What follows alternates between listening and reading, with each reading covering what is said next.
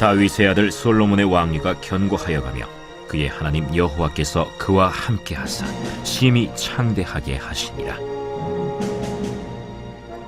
솔로몬이 온 이스라엘의 천부장들과 백부장들과 재판관들과 온 이스라엘의 방백들과 족장들에게 명령하여 솔로몬이 온 회중과 함께 기브온 산당으로 갔으니 하나님의 회막 곧 여호와의 종 모세가 광야에서 지은 것이 거기에 있음이라. 다윗이 전에 예루살렘에서 하나님의 궤를 위하여 장막을 쳐두었으므로 그 궤는 다윗이 이미 기럇 여아림에서부터 그것을 위하여 준비한 곳으로 메어 올렸고, 옛적에 훌의 손자 우리의 아들 브살렐이 지은 놋제단은 여호와의 장막 앞에 있더라. 솔로몬이 회중과 더불어 나아가서 여호와 앞 곧 회막 앞에 있는 놋제단에 솔로몬이 이르러 그 위에 1000마리 희생으로 번제를 드렸더라. 그날 밤에 하나님이 솔로몬에게 나타나 그에게 이르시되, 내가 네게 무엇을 주랴? 너는 구하라. 주께서 전에 큰 은혜를 내 아버지 다윗에게 베푸시고 내가 그를 대신하여 왕이 되게 하셨사오니, 여호와 하나님이여, 원하건대 주는 내 아버지 다윗에게 허락하신 것을 이제 굳게 하옵소서. 주께서 나를 땅의 티끌같이 많은 백성의 왕으로 삼으셨사오니 주는 이제 내게 지혜와 지식을 주사 이 백성 앞에서 출입하게 하옵소서. 이렇게 많은 주의 백성을 누가 능히 재판하리이까? 하나님이 솔로몬에게 이르시되, 이런 마음이 네게 있어서 부나 재물이나 영광이나 원수의 생명멸하기를 구하지 아니하며 장수도 구하지 아니하고 오직 내가 네게 다스리게 한 내 백성을 재판하기 위하여 지혜와 지식을 구하였으니, 그러므로 내가 네게 지혜와 지식을 주고 부와 재물과 영광도 주리니 내 전의 왕들도 이런 일이 없었거니와 내 후에도 이런 일이 없으리라. 이에 솔로몬이 기브온 산당 회막 앞에서부터 예루살렘으로 돌아와서 이스라엘을 다스렸더라. 여러분 반갑습니다. 오늘도 큐티로에는 기막힌 하루입니다. 본 말씀 역대하 1장 1절부터 13절의 말씀입니다. 자, 이제 오늘부터 우리는 역대하를 새롭게 큐티하게 됩니다. 자, 오늘은 이 역대하를 시작하면서 성경 전체를 개관하고 오늘 본문을 통해서 우리가 깨달아야 될 것이 무엇인지를 한번 생각해 보도록 하겠습니다. 자, 이 역대기상에는 공통되고 일관된 역사관이 관통하고 있습니다. 그것은 바로 권징하시는 하나님이십니다. 이 권징이라는 말은 권선징악의 줄임말이죠. 성경의 가르침을 근거로 하면 율법을 지키는 자에게 복을 주시고 율법을 저버리는 자에게는 징계하시는 하나님, 바로 이것이 역대기 상하에 도도하게 흐르는 일관된 역사관이라는 것입니다. 또한 이 역대기에는 그 기록의 패턴과 법칙이 있습니다. 일단 먼저 그 사람의 전체 인생을 한마디로 요약하는 것입니다. 한 문장으로. 그가 악을 행했다, 혹은 그가 다윗의 길을 따라 순종했다. 이렇게 먼저 그 사람의 인생을 한 문장으로 요약을 합니다. 그리고 그 다음에 그렇게 평가하는 이유를 말하고, 또한 그가 선하든 악하든 그 사람에게 영향을 미친 사람을 언급합니다. 그리고 마지막으로 이에 대한 하나님의 반응, 그것이 축복이든 징벌이든 그를 평가한 그 하나님의 반응을 언급하는 것입니다. 바로 이 네 가지가 반복해서 기록되고 있습니다. 이렇게 하나님께서는 사람의 일생을 기술한 뒤에 잘한 것은 잘했다고, 나쁜 것은 나쁘다고 반드시 그 인생에 대한 공과를 밝히십니다. 자, 그런데 여기서 그 사람의 공과 과를 평가하는 매우 중요한 기준이 있습니다. 그것이 무엇일까요? 바로 그 기준이 하나님의 율법, 말씀입니다. 말씀을 저버린 자는 하나님을 저버린 자로 평가합니다. 그러나 하나님의 말씀을 순종하고 따른 자는 하나님을 사랑하는 자로 평가하시는 것입니다. 여러분, 이 기준은 구약뿐만이 아니라 신약에서도 일관되게 반복됩니다. 그래서 예수님은 요한복음 14장 21절에서 이렇게 말씀하십니다. 나의 계명을 지키는 자라야 나를 사랑하는 자니. 누가 하나님을 사랑하는 자입니까? 그것은 계명을 지키는 자라는 것입니다. 하나님께서 모든 사람의 인생을 권징하시는 기준이 말씀에 대한 그들의 태도라는 것이죠. 그 사람의 재능이나 업적이나 어떤 그 사람의 탁월한 능력, 그런 것들을 말하지 않습니다. 그가 외적으로 얼마나 큰 일을 이루었는가, 외교적으로 얼마나 탁월했는가, 그런 것이 관심의 초점이 아니라는 것입니다. 그 대신 그보다 더 중요한 것이 무엇이냐면 각각의 사람들이 하나님의 말씀에 기준하여 어떻게 살았는가가 중요한 것입니다. 그것이 하나님의 유일한 관심사이고 하나님께서는 그것만 보시는 자로 역대기에 등장합니다. 자, 여러분, 오늘 본문에 등장하는 이 솔로몬도 한번 보십시오. 이 역대기 시작인 1장 1절의 말씀이 참 의미가 있는데, 자, 이 역대기의 시작은 하나님께서 솔로몬에게 부어주신 복에 대한 말씀으로 시작합니다. 자, 1절의 말씀에 보니까 다윗의 아들 솔로몬의 왕위가 견고하여 가며 그의 하나님 여호와께서 그와 함께 하사 심히 창대하게 하시니라. 여러분, 이 역대기 하는 그 시작부터 솔로몬이 하나님께 복받았다라는 말씀으로 시작합니다. 자, 그런데 우리는 누가 복받았다 혹은 누가 성공했다 할 때 즉각적으로 반응하는 것이 무엇이냐면 비결이 무엇이냐는 것입니다. 도대체 솔로몬이 뭘 했기에, 그가 어쨌기에 이 사람에게서 복받는 비결, 성공의 비결을 배우고자 하는 것입니다. 자, 그런데 하나님께서 솔로몬에 복을 주셨다고 하는 이 시점을 한번 보시기 바랍니다.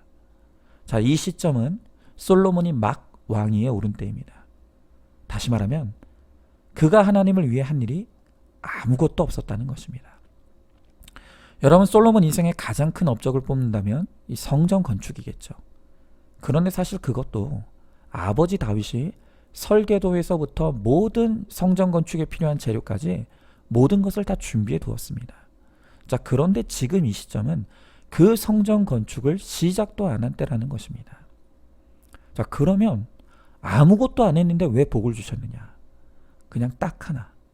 그가 하나님께 전적으로 매달린 것밖에는 한 것이 없다는 것입니다.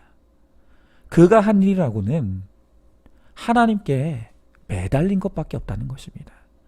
오늘 2절 이하의 말씀을 보면 솔로몬이 온 이스라엘의 천부장들과 백부장들과 재판관들과 방백들을 데리고 언약궤가 있는 기브온 산당으로 갔다고 합니다.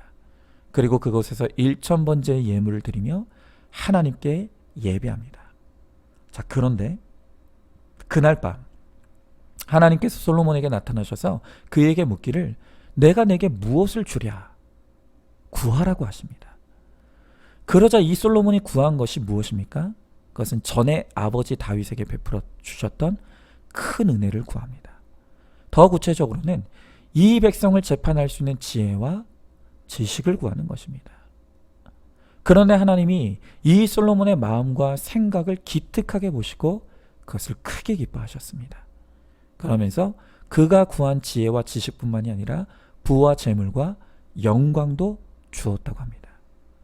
여러분, 이 솔로몬은 하나님을 위해서 한 것이 아무것도 없습니다. 성취한 것이나 업적이 아무것도 없었단 말입니다.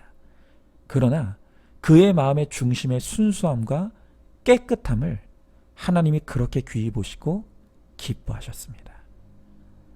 여러분, 바로 여기서 우리는 하나님이 우리의 무엇을 중요하게 보시는지를 드러나게 되는 것입니다. 하나님은 사람의 마음과 생각을 중요하게 보시고 그것을 가지고 우리의 인생을 평가하십니다. 여러분, 다시 말씀드리지만 사람의 업적이나 성취는 하나님께 있어서는 평가의 요소가 아닙니다. 사람이 뭘 한들 그것이 하나님께 뭐가 그렇게 큰일이겠습니까? 여러분, 행동주의로 그 사람의 모든 것을 판단하면 안 됩니다. 그건 그냥 사람에게만 중요한 것입니다. 하나님은 그 사람의 마음의 중심을 보시고 그것만이라도 순수하면 은혜 베푸시기를 기뻐하십니다. 그래서 우리의 인생을 경영하는 데 있어서 가장 중요한 것은 바로 우리의 마음의 경영인 것입니다. 우리 생각이 황무지처럼 관리되어 있지 않아서 온갖 더러운 것으로 가득 차 있으면 겉으로는 어떤 성과를 낸다 하더라도 그 사람의 인생을 결코 긍정적으로 평가해 주시지 않는 것입니다. 여러분, 보통 사람의 전기를 쓸 때, 그 위인전을 쓸 때 두 가지 관점이 있습니다. 하나는 그 사람이 무엇을 이루었는가 하는 업적 중심이고, 또 하나의 관점은 그 사람이 어떤 사람이었느냐 하는 성품 중심입니다. 자, 그러면 성경은 무엇에 관점이 맞춰져 있겠습니까? 이 업적과 성품 중에 무엇이 성경의 초점입니까? 그렇죠. 일관되게 언제나 한 사람의 생을 평가할 때 성경은 언제나 그 사람의 성품 중심으로 기록을 합니다. 그 사람의 신앙인격, 하나님의 말씀에 대한 그의 자세, 그리고 그 생각과 마음가짐이 바로 하나님의 평가에 대한 기준이 되는 것입니다. 바로 이러한 권징하시는 하나님, 율법을 기준으로 자신의 말씀을 어떻게 받아들이고 그 말씀을 어떻게 준행했는지, 설령 온전히 실행하지 못했다 할지라도 그 마음의 소원과 자세만 가지고도 하나님은 그를 그렇게 기뻐하신다는 것입니다. 바로 그 점을 오늘 본문의 이 솔로몬을 통해서 우리가 확인할 수 있는 것입니다. 여러분, 솔로몬이 한 일이 무엇이라고요? 그냥 하나님께 매달렸다는 것입니다. 간절히 하나님의 은혜를 구했다는 것입니다. 그런데 그것을 그토록 하나님이 기뻐하셨다는 것입니다. 여러분, 그래서 우리가 큐티할 때 반드시 우리가 집중해야 될 부분이 있습니다. 그것은 바로 우리의 내면을 큐티하는데 집중해야 된다는 것입니다. 여러분, 물론 드러나는 행동도 중요하지 않은 것은 아닙니다. 그러나 결국 우리의 모든 행동의 뿌리는 우리의 내면에 있다는 것입니다. 내 마음과 생각이 변하지 않으면 행위라는 것은 언제든지 다시 반복될 수밖에 없는 것입니다. 그래서 하나님의 말씀 앞에서 내 생각의 악함과 내 마음의 악함, 그리고 내 감정의 악함을 직면하고 드러내고 회개하는 것, 그것이 바로 큐티의 핵심입니다. 여러분, 사실 행위야 우리 눈에 드러나 보이는 것이기 때문에 누구나 그것이 죄인 줄 압니다. 그러나 드러나지 않은 숨겨진 생각과 마음은 감추고 있으면 그건 나도 모르고 남도 모르는, 다 속일 수 있는 그런 영역이라는 것입니다. 그래서 그 마음과 생각을 숨기면 마치 내가 아무 문제도 없는 사람인 것처럼 그렇게 착각할 수 있다는 것입니다. 그러나 사실은 그 마음의 중심이야말로 하나님이 가장 중요하게 보시는 우리 인생의 평가 기준입니다. 하나님의 시선 앞에서 내 삶의 동기가 무엇인지, 내 삶의 목적이 무엇인지, 그리고 지금 내가 감정으로 품고 있는 것이 무엇인지 그 마음과 생각을 다 드러내는 것입니다. 그래서 하나님의 말씀으로 내 내면을 비추고 그 말씀으로 드러난 내 생각의 악과 마음의 악과 감정의 악들을 끄집어내어 회개하며 마음의 거룩을 이루어갈 때 반드시 우리의 삶의 거룩으로 그것이 열매 맺게 되는 것입니다. 그래서 우리는 오늘도 생각의 큐티, 마음의 큐티, 또 감정의 큐티에 집중하면서 하나님이 기뻐 받으실 만한 마음이 깨끗한 자, 마음이 청결한 자, 마음이 거룩한 자가 됨으로 말미암아 하나님이 기뻐하시며 또한 솔로몬과 같이 심히 창대하게 하시는 복된 인생을 살아가는 우리 모두가 될 수 있기를 간절히 소망합니다. 자, 질문해 봅니다.